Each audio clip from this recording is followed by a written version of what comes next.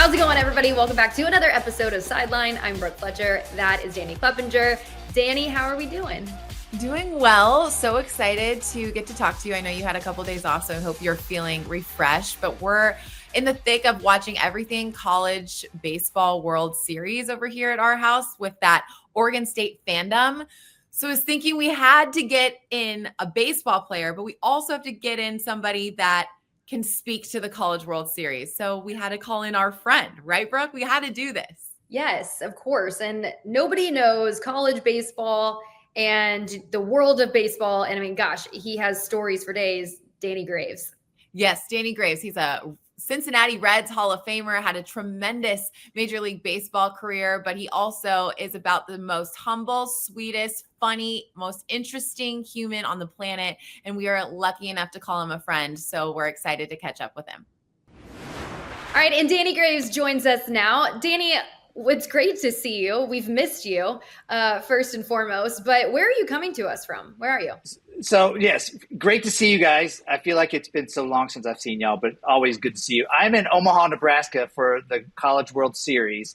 I'm here for however long Louisville Cardinals are here. Once they lose, I have to go home. But that's where I am right now. And College World Series is a great place to be. It's a bucket list thing. If you guys haven't done it, you got to do it someday. Well, you know that I'm completely invested in the fact that Oregon State's still in it. And sorry to Louisville, but we handed them their first loss of the tournament. And then I can't get too cocky because then Oregon State also got a loss. Now, I don't know when this podcast is coming out. I'm hopefully going to tell you that we're basically in the finals at this point. Louisville has packed up and Dani Graves is back home. But Dani, what's it like, the atmosphere there in Omaha? It's insane. Like, I've only been here for a day. I was supposed to be here last Thursday, and I'll tell you where it was in a second. But I got here yesterday, and it's just been crazy. Like, you can't even walk down the streets here. There's an SEC team getting ready to play now. I don't like to say the SEC names, so I'll just say SEC team. Sorry, no offense, Brooke. If Auburn was here, I would say Auburn. But thank you. Since they're not, yeah, so there's two SEC games tonight, one this afternoon and one tonight.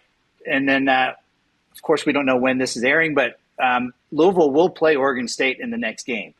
But you can't walk anywhere down by the stadium and, like, have an open sidewalk. It is so packed. It's intense.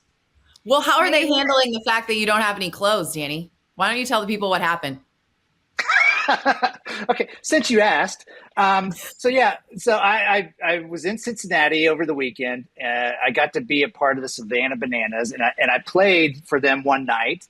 That's why I have this hat, and I got a shirt, fancy shirt. But the only reason I'm still wearing it, I've been wearing this for 3 days now. No, almost 3 days.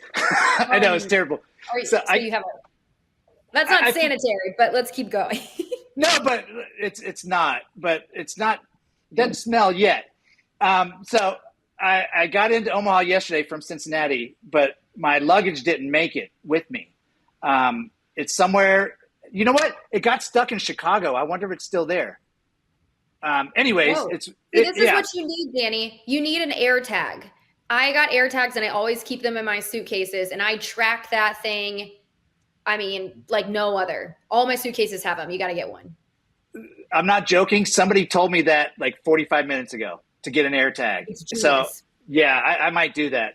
But yeah, so I promise you I don't stink, but this is what I have now. And this is why I'm rocking it. I actually did a show last night for ACC Network, a post-game show. And I had to rock the no shirt for a minute because I went on shirtless just because I didn't have my clothes. And then somebody let me borrow an ACC Network shirt.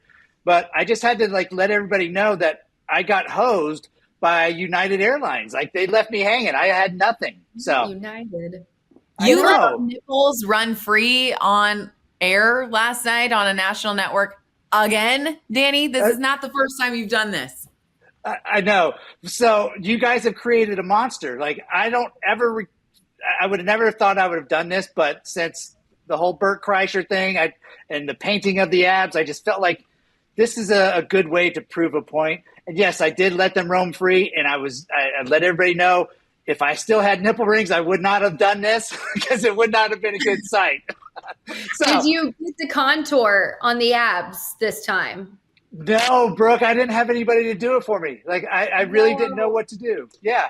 I didn't know how to do it. Didn't know, where to even start. So I don't think it looked too bad. This is become your thing. Like Bert Kreischer, like he goes shirtless. No, Dani Graves, like this. I think this is your thing now. Like when you go on networks, you got to go shirtless. Maybe at least for 20 or 30 seconds, right? And I'm not as hairy as Bert, so I don't think it looks quite as manly, I guess I should say. I don't want to say anything too rude about Bert. Oh but I think it was one of our favorite moments on the network. Was oh my gosh. When, Dani, it was you and Joshua, right? And you guys we had Bert Kreischer, comedian, on, and Dani and Dani were interviewing him, and you guys made the connection that you guys faced each other in high school. Yeah, it was DK. Me and Dani were the Dani and Dani thing going on, and then it was so random. He said, "I played against somebody named Dani Graves," and DK like immediately like jumped in and it's like, he's right here. And I'm telling you, I've never been so popular for that. Like all the banana guys and the team that was playing this Bananas only talked about me and Bert Kreischer. They didn't say anything about. Oh my gosh, yes. They didn't say anything about baseball, just me and Bert Kreischer. And it was amazing. That's hilarious. That is so, yeah. Screw being a Reds Hall of Famer and a long run like baseball player. You are friends with Bert Kreischer. That was cool because he invited us to his show, and now I think you guys are like besties. So that's cool. Yeah, it was really cool. I did try to FaceTime him from the dugout, but he didn't answer, so he big leagued me. And I was really disappointed because you guys sat on the other end. Like, I didn't even get to sit with y'all. Like, I don't even know who sat next to me, but it was kind of lame because I was just bored sitting there by myself. Yeah, we needed you to come scoot over by Morgan and I. We had the snacks, we got to settle in there. It was pretty fun. Well, yeah. Okay, so give us more insight into the Savannah Bananas. So clearly they were a big fan. They knew who you were because whether it was Bert Kreischer or, playing baseball. But tell us more about the experience. So 𝗵𝗎 Cole, who owns the Savannah Bananas, what they've started to do now, going to bigger stadiums, and they all sell out, by the way. They if they go to a baseball stadium, they try to get former players from that particular team and see if they come out and just participate in some way, whether they want to play or like the first day in Cincinnati, I did the broadcast with the guys up in the booth. And then the second day, it was a surprise to the fans of Cincinnati that I was just going to come in and pitch. And I pitched more than I was supposed to pitch because the guy for the Bananas got hurt. So they're like, oh, let's bring in a 51-year-old and see if he can pitch. It was great. But yeah, so 𝗵𝗎 Cole reached out to me a couple months ago and said, would you be willing to do this? And he was trying to explain the whole Bananas thing. And I'm like, dude, I know all about you. I know everything you guys do. So I said, yes, sign me up for it. Sign me up. And then, but I had to clear with ESPN first because, the Omaha stuff. And they're like, go do the Bananas. The World Series can wait. So, and did you say, did I pitch? How did you pitch? Did you pitch well? How did the 51-year-old do out there on the mound? So the first guy that I faced, I didn't reach the plate with the first three pitches. Oh, no. Yeah, it looks a lot farther than it used to. I'm telling you. Like, I warmed up behind the dugout, like in the bullpen, and it didn't – like, I was throwing good, and the glove was popping, and I felt like, oh, this is going to be great. And then I got on the mound, and it looked like it was a mile away, you guys. I'm not even joking. It looked so far. So I couldn't adjust to it. And then I finally adjusted to it. But the guy that I walked, the first guy I walked, there's no walks. So if you get four balls, they run, and they try to run as far as they can around the bases before each player touches the ball. Well, he tried to go to second. So they tagged him out at second. So I walked somebody and got it out. Yeah. It was great. So then I walked the next guy. And then the last guy swung at the first pitch, and the center fielder caught it and did a flip. And Brooke, I know that you were with them. You were with them in Boston, right? And they were trying to show you the flips and stuff. Oh yeah. Listen, these guys, they're known for their social media. They got their own brands going on, but like they are working on whether it's the flips, whether it's the the throws and all that crazy stuff. Like they're putting in hours to try to perfect these because I mean, that's one of the cool aspects of banana ball. But I'm curious, did they have you do TikToks? Did they have you try any of the tricks, Dani? No. And that, like people kept saying, no, well, they put me on like their Instagram pages of me coming out and pitching, but like everybody kept asking me, are you going to dance? Like, what songs are you coming out to? I'm like, they haven't even said, they haven't asked me to dance or anything or even pretend dance. So I'm like, whatever they want me to do, I'll do it. But I think they just wanted me to just show up and see if I could pitch. I know like it was tough the night before because 𝗵𝗵𝗃𝗃 was there and he blew out his hamstring. Like he tore his hamstring, ripped it from the bone. And yes, running around first. So he's having surgery on Thursday.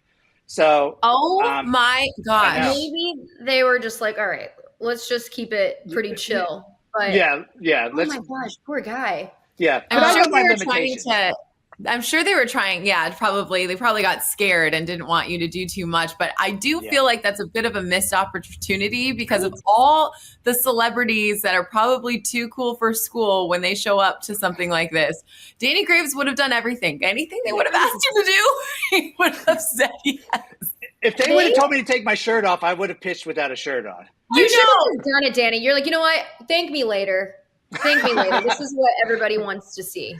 Yeah, you know what? I probably should have because my jersey was so small. It was a medium. Like I'm seriously, and I know I'm not fit, but the buttons were screaming. Like they were screaming just to bust open. It was so tight. Oh my gosh, it was insane. Yeah, I should have gone shirtless. So I mean, they've done an incredible job with just the branding and, the bananas. They're kind of like the boys that you want to take home to mom and dad. And like, they got the party animals and the I forgot their name, the firefighters. And then they have like 2 more teams, I think, that they created, right? One more, the Texas tailgaters. So there's 4, but they're coming up with 2 more. I don't know what those names are going to be. But it's insane. Yeah. They're going to have their own league. They really, I mean, in the way it's grown over the past like year or so, I always say the wait list is ridiculous for people to try to get in and watch it. I'm like honored you played in the game, but I'm honored that I was even able to watch. Like, I can't believe that I was allowed to even watch this game because it's so hard to get into. Dani, I'm curious if you could, which team do you think you would play for? Would you be a Savannah Banana? Would you be a firefighter, a party animal? Okay. So I know I'm repping the Bananas, but I think the Texas Tailgaters is a perfect fit for me. Like yes, because a lot of them wear cowboy boots. They play in cowboy boots. The manager, get this. The manager of the team was my one of the assistant coaches my first year of pro ball in 1995 in 𝗶𝗃. So what? And I didn't know that until I saw him this weekend. Yeah, he was one of the coaches when I first played pro ball. Yeah. Well, the name, like he walked by and I'm like, I know that name, 𝗵𝗃. And then he turned around and I'm like, this is him. So we caught up. He wears chaps for the game to coach third base. Yeah. Well, he's got pants under. Yeah. Okay. Yeah. Thank you for clarifying that, Dani. That's good to know. I felt like both of you guys were getting ready to ask that. So 100%. Leave no detail unturned, Dani, in this podcast here. But were you surprised at how much thought goes into what's going on there for the Savannah Bananas games? Like, were they preparing things prior to going on? Did you get any insight or behind the scenes looks at what they do to get going on the field? Yes, I was extremely surprised. So the games were at 7:00 and they're 7 to 9. So it's like it's got to be done in 2 hours. Like they have a set time. But they were at the ballpark at 10:00 in the morning and like doing rehearsals. And then they would go outside in the concourse and hang out with fans that were there early. And then they would do like little skits with them, like dances with them in the concourse. They'd come back in, they would go take batting practice, and then they would eat, and then would go back out onto the field and do more rehearsals. And it was just nonstop. And I'm like, how do these guys come that early in the morning? And it's just, nonstop stuff. They can't wait till the game starts, I bet, because there's so much stuff ahead. But you kind of have to. You have to rehearse some of the things that they do. You can't just, wing it. they're like little superstars. It's crazy. I mean, you can't get on social media and not see their personal pages. And like, I feel like the younger, I mean, people's daughters are probably like looking up to them and like, oh, they're my crush. Like not actors or anything. It's the Savannah Bananas and what they're doing. I mean, gosh, such a great idea. It is. And you know what's funny? Because there's one of the guys, Jackson Olsen is his name. I don't know if you've heard of him. I know Jackson. Yeah. So it's funny because all the girls want to see Jackson Olsen here. Like all the teenagers and younger, Jackson is like the handsomest dude in the world, like a prince to them. And like they don't really watch the rest of it. It's like Jackson's name gets called and then you just hear a bunch of teenage girls screaming. Like it's insane. But you know how popular it is too. Like here walking around in Omaha, I told you how crowded it was and how insane. Like people are stopping me and saying, are you with the Bananas? Because some of them are here. Some of them are here. Jackson is one of them that's here. The couple coaches are here. They're going to do some clinic at 3. And I'm like, no, I'm not with the Bananas. I just like their stuff. No, I'm just an actual Hall of Famer, but no big deal. An actual Major League Baseball. But yeah, guys, I'm not on the Bananas. Dani, I'd rather talk about the Bananas though. But I think it's so cool. Like real quick, I just think it's so great that, we're talking about college baseball and, just baseball in general. And Dani, like you play baseball your whole life. And then sometimes after college, like it's just over. If you don't make it to the major leagues, like it's just over. And I feel like the Bananas, like this league has kind of given guys that maybe thought their baseball career was done, just an opportunity to still like play the game that they love, but also like have some fun with it. Like, I just think there's that aspect too, for guys like, and they're making money, like they're making a living off of it. It's cool. Yeah. And Brooke, they're making good money now too. Like, I bet. Yeah, it's crazy because a lot of these guys are fresh out of college. In fact, I had to borrow somebody's cleats because on the way to warming up in the bullpen, my spikes, like I blew out, my sole blew out, so the spikes came off, so I couldn't use them. So the kid that I was warming up with let me borrow his spikes. Come to find out, he was at George Mason University in 2022. I called a game in George Mason. It was my first ever play-by-play because we lost connection with our play-by-play guy. So I looked back at the clip, and this kid is in the clip that I did play-by-play with. Wow. So, yeah, so a lot of these guys are really good college players that just didn't get an opportunity to go to the next level or injuries or whatever it was, and they're getting to stay in the game, and they have a better life than what they would have in the minor leagues by getting paid nothing and traveling and staying in little bodunk hotels, Yeah, they're celebrities. They're celebrities. Well, Dani, you did get that opportunity. You got to play at the next level. And Brooke and I want to hear all about it because it's very rare that we get to have, we're so comfortable with you that we forget that you were as good as you were. And you also are so humble that you would never admit it. But this is the time to serve humble pie to the side. Okay. We want to hear all about the experiences of playing in Major League Baseball. And I'll start with some hard hitting journalism questions. What was your first big purchase? I love those kind of questions. Yeah, you guys try to get the humility out of me, like out the window, like throw it away. I work so hard on being humble, but you guys, I don't know. No, we don't want to hear it, Dani. We know you were excellent. We're here to hype you up. You made a crap ton of money. What'd you do with it when you first got it? So I want to guess. Can I guess? I think I know what it is. What? Is it the Harley Davidson truck? No.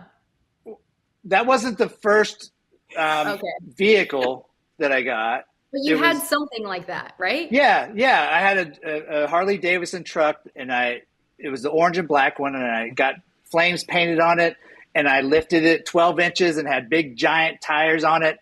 And, little man syndrome. They got to get a big truck. So and then I had like this huge stereo system, and back then, like you didn't have like connection for TVs, so I had a direct TV satellite put in the bed of my truck. Yeah, it was crazy. It was crazy, but that wasn't the first. Yeah, there's pictures. I was in a Dub magazine. You remember Dub magazine? Do they still have those where they show people's cars and like athletes? And I remember Pimp My Ride. Oh, this is okay. So Dub was before this, DUB. Okay. And I actually, you know what? When I get home, I'll send you guys the picture of the cover. It's Kobe Bryant's on the cover. It's pretty insane. Wow. But they have pictures of some of my cars back then. But I think the biggest purchases, like I bought a lot at once. So okay, let's hear them. Settle in, folks. What are we spending our money on when we're young and making lots of it? Okay. I can't believe it. So this is crazy. So I had my house.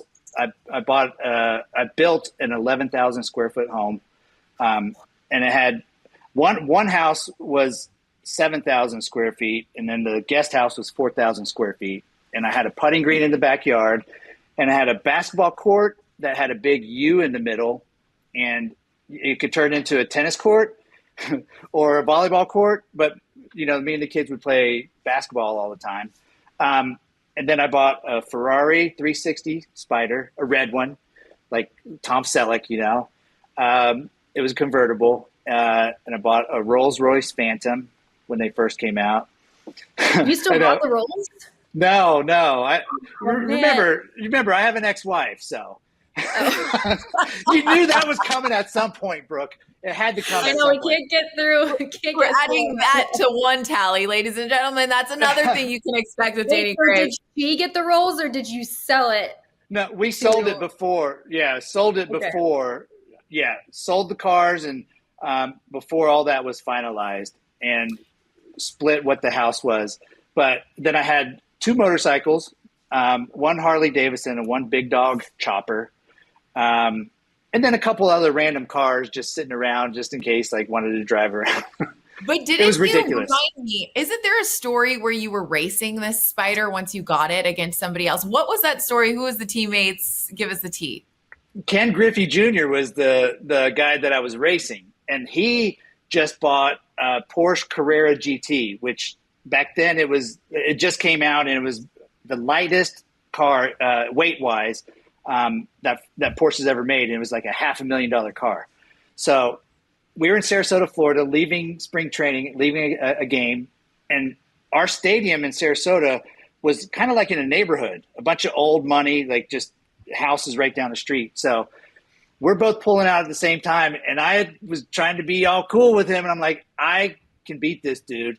So I floor it, and I start going 100 down this neighborhood road, and next thing I know, he flies by me like I'm only going 20 miles an hour. And I'm like, I start flashing the brights and like trying to get him to stop. I'm like, we can't do this. So that was, me and Griffey raced, and it took about 20 seconds for me to lose. Not even 20 seconds. Yeah, but it's a great story. I know these are the stories that you are because you're so humble, like, and I just love how you casually throw them out. You're like, oh yeah, that was Ken Griffey Jr. Like, we just raced cars. Like, oh, okay. It's funny because now that you say it that way, I'm like, oh yeah, Ken Griffey Jr. is who I was. It is kind of cool, right? Because he is like a Hall of Famer. Yeah, I don't know. I know it's crazy. I know it's insane. It's crazy. It's literally insane. But you have stories like that for days. Were you a prankster, Dani? Somewhat. I didn't really want to do anything to hurt anybody. But, I can tell you, you guys know Ryan Dempster, right? I think he's up in Chicago. He does stuff for the Cubs or whatever. So me and him were 2 of the guys that had motorcycles. There was a couple other guys that were in our little motorcycle gang. So in spring training. Hold on. Time out. Motorcycle gang. Did you really have like a name for yourself? We never had a name. I wish we would have. We didn't. I know. Like leather jackets. Like you missed an opportunity there. Well, we didn't have any publicity people giving us or marketing people giving us ideas, there was no social media back then. So it wasn't a big deal, but we thought we were cool. Seriously, it was me, Ryan Dempster, Adam Dunn, and then a couple other guys would come in. I'd let somebody borrow my other motorcycle, and we'd just kind of ride around town like we were big time motorcycle gang. So how was the after the game? You're like, hey, let's all go ride down to the local, let's go get a drink together. What was the conversation like when you would ride together? Pretty similar to what you just said. I know. So spring training, Yeah, spring training, we would do that. So down in Sarasota, the beaches in Sarasota are fantastic, and there's tourists everywhere. So down by the beach, it's called St. Armand's Circle. So you can drive around a circle if you wanted to, just to find where like parking or find a nice place to eat. So we would discuss it like the night before. Hey man, you want to ride in tomorrow? Yeah, let's ride. Where are we going to go? We'll just go around the circle and see if we can find a spot to where all of us can park into that spot. Like you can't just have one motorcycle here and then one, couple spots over. You got to park them right next to each other. Yeah. So we would do that. Like, I know it's very cheesy, but we were kind of trying to be cheesy, but we thought we were cool too, and we would wear the jeans and the leather and like leather gloves and everything. We had like the tiny helmets, not the big, like legal helmets that you're supposed to wear, or we would just go without helmets, which is embarrassing to say right now. I would never do that again. But so one time in spring training, the team, they just come in for batting practice. So me and Ryan Dempster went and got our motorcycles and rode them into the clubhouse and just laid on the throttle and smoked up the whole clubhouse. And then we took off. So yeah, we wanted to get a reaction out of everybody, and they loved it. They absolutely loved it. Even the clubhouse guys loved it. So I feel like that stuff doesn't happen anymore. Like there's no way. I don't think there's any way that would happen. And you would know more about it now, Brooke, but like, I feel like everybody's almost too serious because there's a lot more money on the line. Whatever it is, but like the fun is a different kind of fun these days. Yeah. I feel like there's so many, like you have so many great stories, and I just feel like, what do you think of like the culture of baseball now? Like, what are your thoughts? Well, looking from the outside, like, and I don't want to speak like I know exactly what's happening, but looking from the outside, it seems like there's less camaraderie on a lot of teams. Like there's more for themselves. Some of the guys are just there because they want to make it and they want to make their money. And it's obviously not a lot of the teams, but you can see some of the young guys that get called up and they're already entitled. They feel like they belong there. I know with the Reds, I was told just last weekend that it's completely different. The veterans have no say in anything. Like the young guys come up and they kind of run the asylum, and it's like, not that a veteran should be running the ship, but I think if a veteran says something, like because they've been there, take some advice. Don't just blow it off like somebody's trying to get on you. But they're so sensitive these days.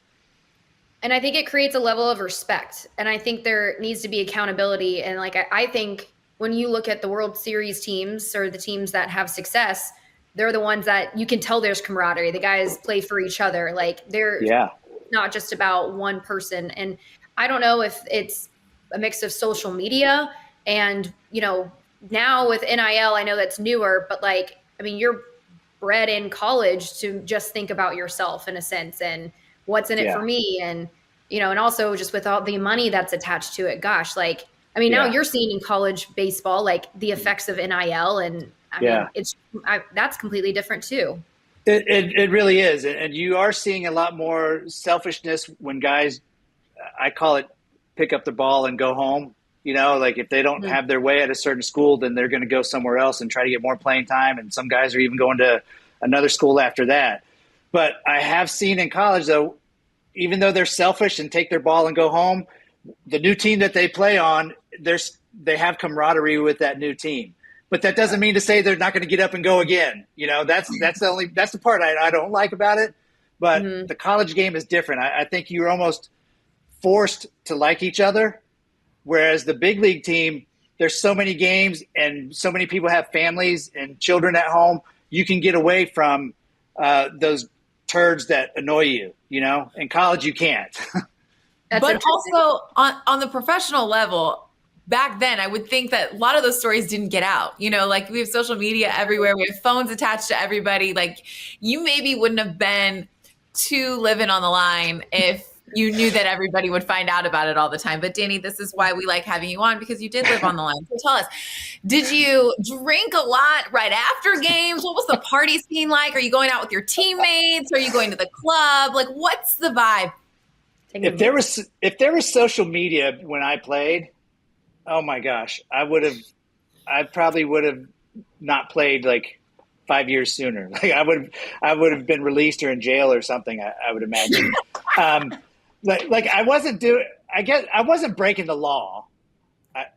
Well, maybe. No, you were. No, you were. No, I wasn't. You were just sitting in a neighborhood is certainly not breaking the law at all.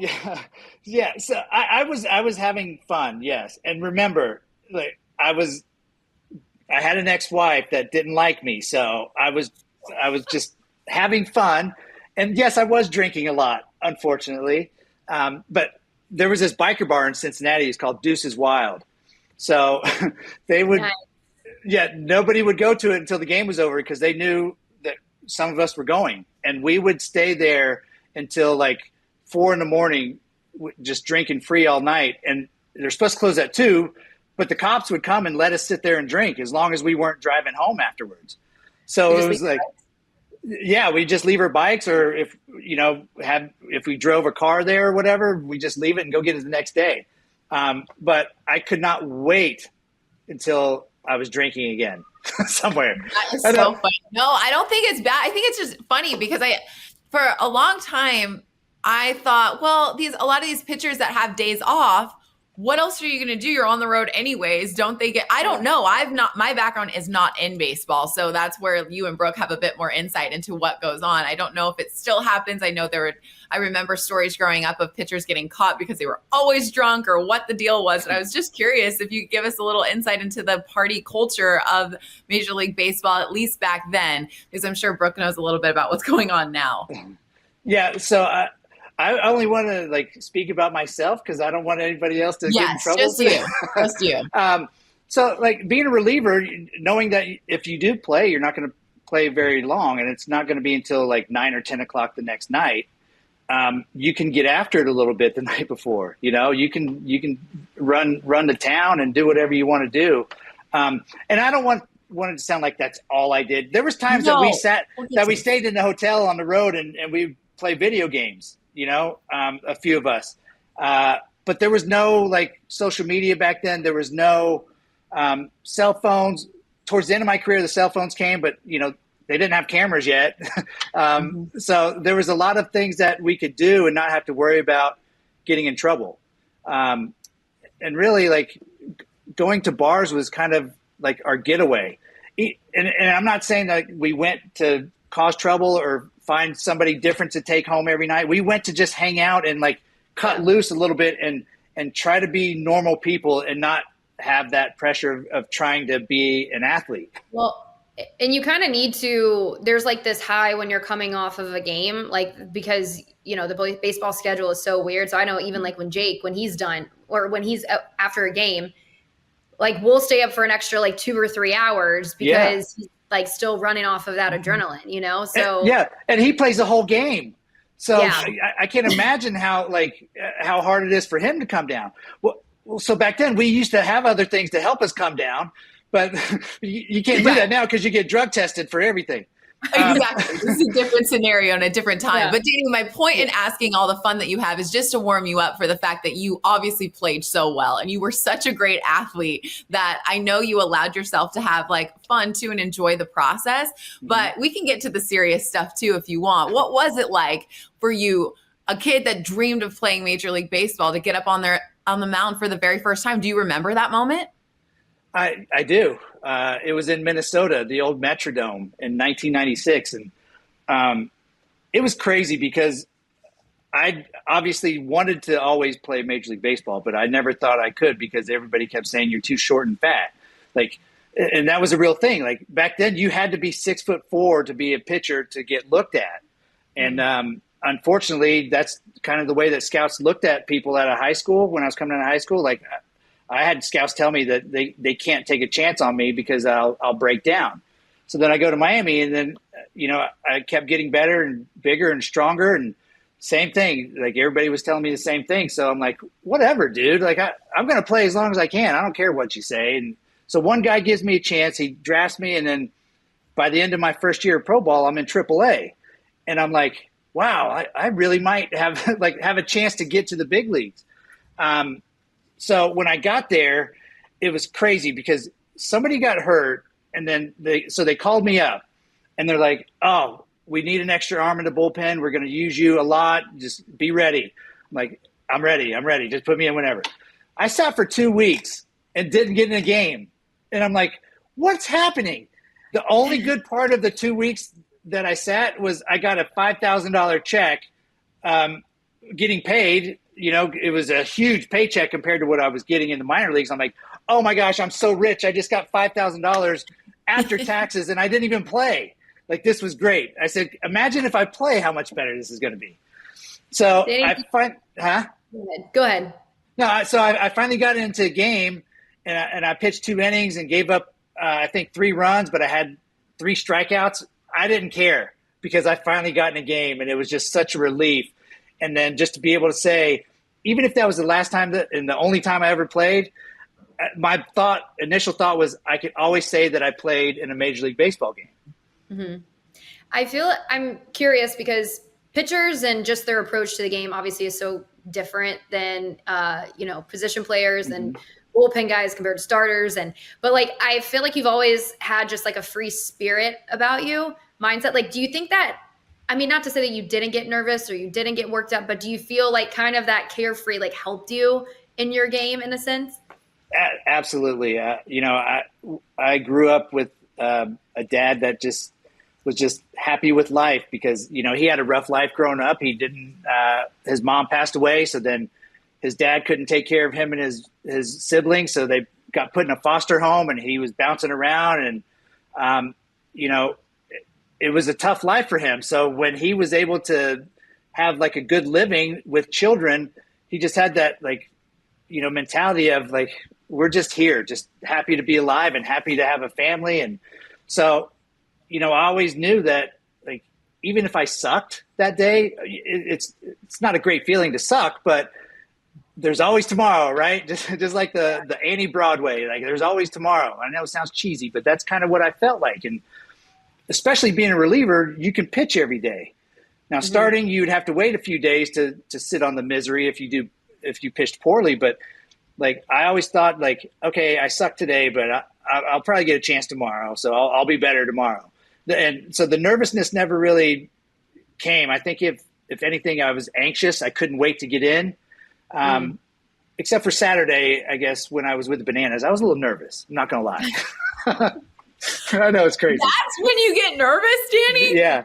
Yes. Oh my gosh. And I know I shouldn't have because I'm not supposed to be able to pitch anymore, right? Like I'm a lot older.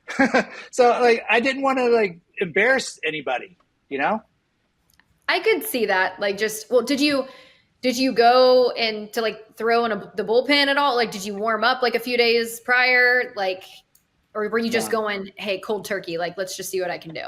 So I threw once in the 2 months that I was told about this to prepare, just because like I have a torn labrum already. Like that's why I ended up retiring because it was torn. I didn't want to have surgery, but like I can play catch all day long and it doesn't bother me. It's just if I try to throw hard, that's when it hurts. So I told them when I got there, they said, have you been throwing? I said, nah, not really, because I'm afraid if I throw too much, it's going to hurt. Then I won't be able to pitch. So I tried to save my bullets, basically. And that's probably why I was nervous, too, because I didn't know what to expect. Yeah, you don't know how your arm's going to react. Yeah. Dani, you were quite the superstar, specifically in Cincinnati. Was there ever an experience with a fan that stands out to you as like a crazy fan experience? Like in a good way or a bad way? Either. Oh, so I used to have like my fan base was either really young females, because I would always like have different color hair and like look like the little boy band, and I was or I would have like the old ladies liking me because I looked like a bad boy, like I know looks could be deceiving. But so I was friends with 𝗦liche too. And like, they all thought I was the boy band guy, Yes. Hold on a second. I didn't tell you guys that. You were an honorary, like 98 degrees, like groupie? Yeah. I was at his wedding with Jessica Simpson. Like, I'm in, Dani Graves, how do we not know this already? I didn't tell you guys that? We're at Jessica Simpson's wedding? Yes. Okay. I don't know I don't remember what Dani asked you, but I don't either. Okay. What was that wedding like? And do you have a picture with Jessica Simpson? No, I didn't like her very much. No, she was rude. Not my teenage heart breaking. Not my teenage heart breaking into pieces, Dani. Okay, so no. I say that, and she was really nice, maybe a couple times to me, but like, she was not very kind, because I think she didn't like the fact that anytime I saw Nick, we would always go out, and like, she didn't want him to do that. But I didn't see him like every single day. Sometimes in LA I would see him, or if he's in Cincinnati, and I took time away from her. So I'm telling you, maybe once or twice she was extremely nice to me, and that was it. Like, she didn't even talk to me at the wedding or the reception. What? Wow. Yeah. Wait, so okay, and then did you see them like they're the newlyweds phase? Like, yeah, I'm on the show. What? So I would have seen you on that, because I never missed an episode. I was religiously watching. I got to go back. I have to go back and watch again. I don't know what season or what episode, but he came to Dodger Stadium and hit BP. So we're out there on the field hanging out. Yeah. My mind's blown. If you look, I don't know how clear it is, but like, when I think the opening, when they show like her walking down the aisle. Okay, say I'm Nick up at the altar, and this is the angle on the camera. Mm-hmm. If you look to the left from where Nick would be standing, I'm in that section. And then Dani Graves, tell me, okay, I have so many questions. Did Nick want to do the show? Because watching it, like, first off, they were like the OGs. When it came to reality TV, them and then Paris and Nicole with The Simple Life. But it seems like when you're watching it, you don't know how committed Nick is to doing the show, or if he likes doing it. He never said that he didn't like to do it, but if you're asking me what I thought, he did not want to do it. Like, I was never told that, but you could tell that he didn't want to do that, like, just by watching, like, and whoever his agents or representatives probably said, this is awesome for your career, though. Like, put up with the nonsense for a little bit and then see where it goes, Brooke, I don't want to sound selfish, but it does sound like if we wanted to maybe potentially go to a Love is Blind reunion and have a seat, that maybe Dani Graves knows someone to get us in there. I'm just throwing that out there. Oh my gosh. Yeah. So I'll text him.